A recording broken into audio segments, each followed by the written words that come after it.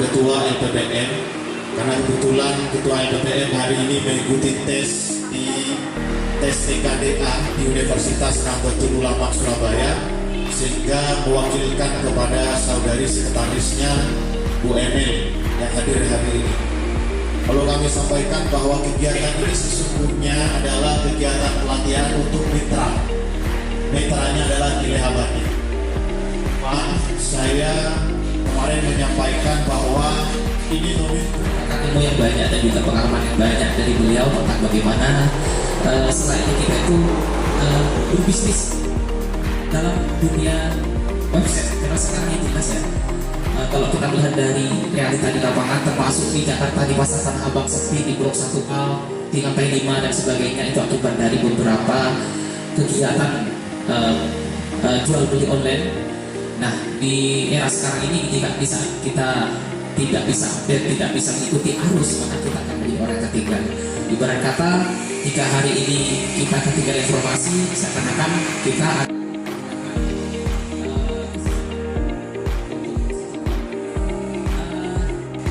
para audit berbahagia, saya kasih waktu untuk Bapak Mas Duki Ma'ruf maksimal 30 menit untuk menyampaikan materinya tentang perang sistem informasi website untuk elektronik commerce.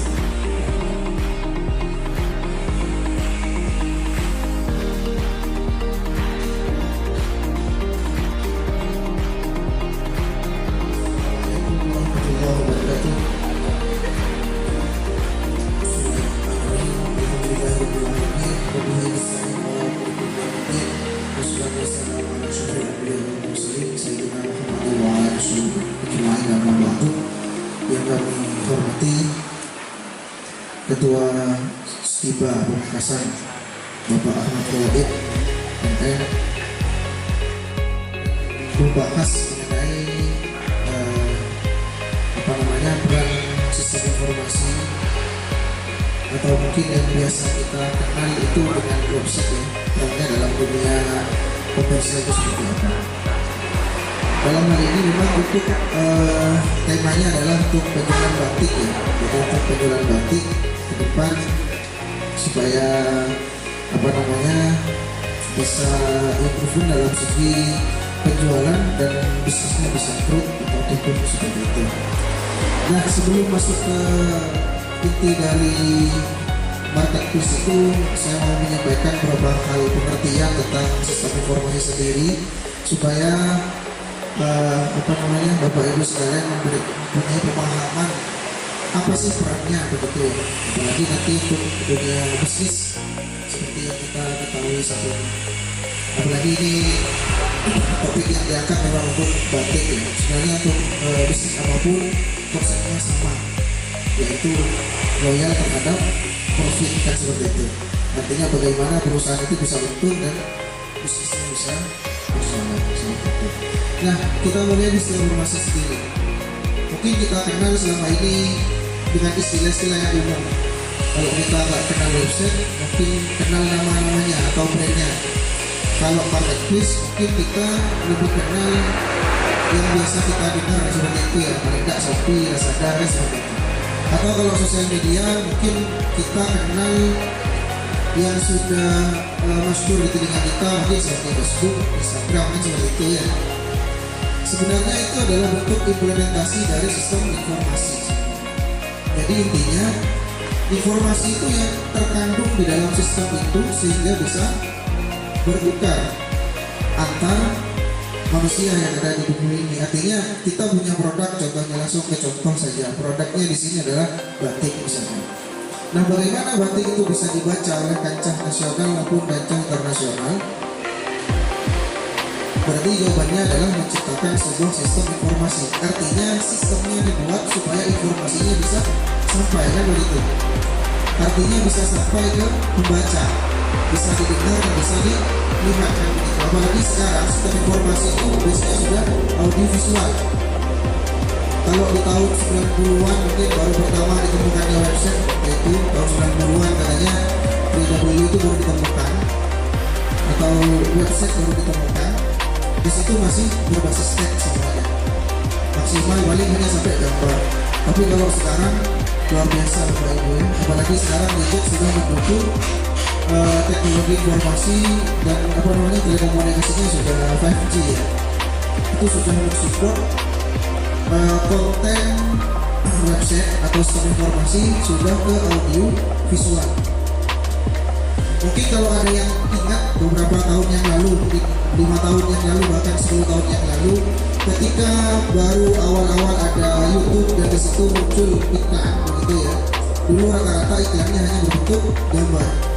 Kalau ada yang masih ingat dulu waktu ada yang masih main-main dengan blog atau website-website yang hanya kita bisa browsing di Google, biasanya di situ ada iklan hanya berbentuk gambar. Itu pun maksimal hanya berbentuk GIF. Arti GIF ya, gambar yang bergerak itu aja, bukan berupa audio visual. Tapi banyakkan Bapak Ibu sekarang, YouTube sudah menggunakan iklan berbasis audio visual. Bahkan walaupun kondisi paket data maupun koneksi kita secara rendah, misalkan bisik sama si penyedia seperti YouTube itu, berarti apa? Teknologi informasi saat ini sudah sangat mensupport yang namanya audio visual. Artinya tidak lagi hanya bentuk gambar atau visual text. Bapak Ibu sekalian bahkan bisa memperlihatkan dan memperagakan apa yang sebenarnya mau disampaikan melalui sistem informasi. Nah, mengapa sistem informasi pada kehidupan kita saat ini itu menjadi sangat fundamental sekali ya? Kenapa?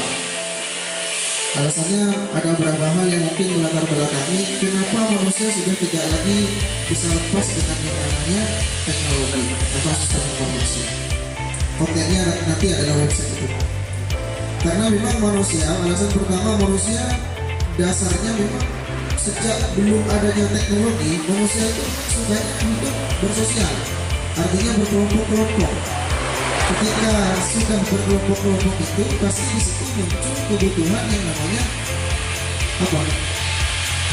Transaksi komunikasi yang berupa informasi.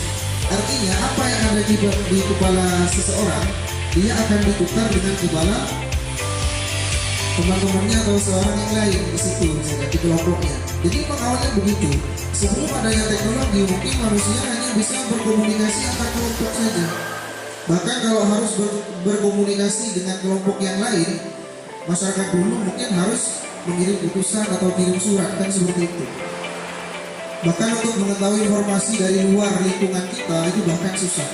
Tapi bayangkan sekarang, Bapak Ibu sekalian, mungkin ada yang sadar, atau ada yang sudah menganggap ini biasa begitu ya. Tapi kenyataannya perkembangan peradaban kehidupan manusia itu sudah sangat berkembang sekali daripada mungkin ya di masa-masa dulu, masa-masa kerajaan mungkin ya, masih bagaimana cara menyampaikan informasi mereka masih sangat manual sekali begitu. Bahkan karena dengan alasan efisiensi juga manusia akhirnya berhasil menciptakan alat-alat mereka. Sebenarnya informasi itu alat buat manusia. Nama. Kalau tidak ada nama, apalah arti sebuah brand? Kan seperti itu. Kita ingin membuat batik harus ada namanya, iya batik. Kalau kita ingin membuat batik tapi tidak ada namanya, maka tidak dinamakan usaha. Yang kedua adalah logo.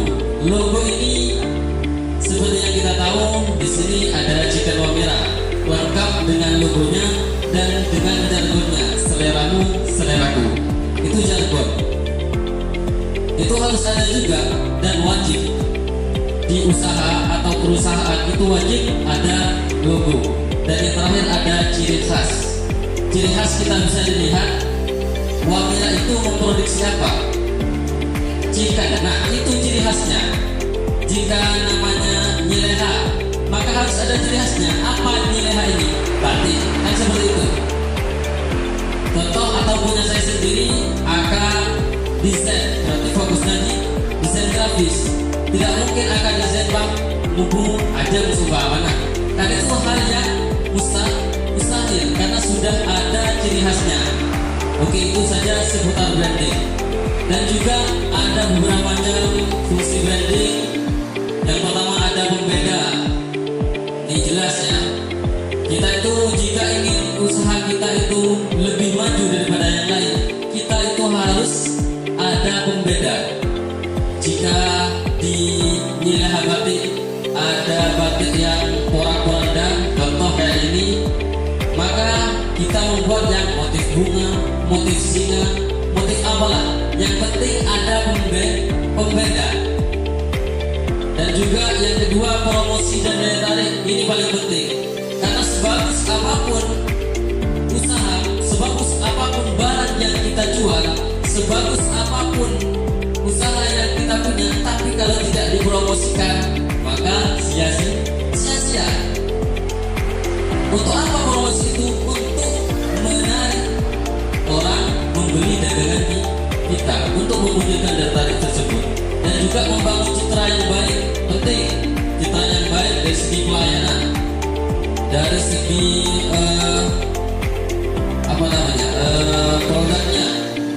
Kadang pelayanan atau membangun citra itu bukan hanya di produk, tapi juga contohnya kita membangun sebuah produk Nyilih Batik yang dibuat butik seumpamanya, maka citranya itu bukan hanya di dalam, tapi juga di luar, entah tukang parkirnya lah, entah itu bangunannya lah.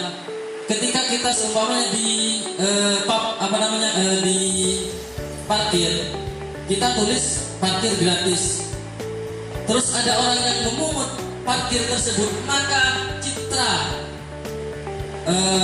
usaha kita akan buruk walaupun di bidang parkir.